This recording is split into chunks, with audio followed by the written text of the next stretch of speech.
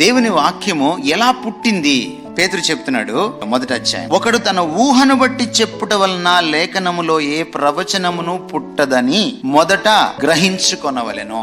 పేతురు ప్రవచనము అన్నప్పుడు తమరు గ్రహించాల్సిన విషయం ఏంటంటే, యువర్ ఆనర్, ప్రవచనం అంటే నా నగబోయింది ఎక్కడుంది, లేకపోతే నాకు అబ్బాయి పుడతాడా అమ్మాయి పుడతాడా, ఇవి కాదు ప్రవచనాలంటే. When Peter was talking about prophecy, he is talking about the word of God. Prophecy means నేటి పరిస్థితికి వర్తించేలాగా మనల్ని సరి చేయడానికి దేవుడు ఫ్రెష్ గా మాట్లాడే సందేశమే prophecy అంటే. The word of God originated from God. The word of God is the voice of God. అందుకని ఈ వాక్యానికి ఎవరైనా లోబడలేదనుకోండి, ఎవరికి లోబడినట్టు?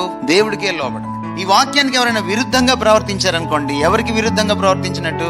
దేవుడికే విరుద్ధంగా ప్రవర్తించి. ఈ వాక్యాన్ని ఎవరైనా లక్ష్య పెట్టలేదనుకోండి, దేవుడిని లక్ష్య పెట్ట. Download ShareChat.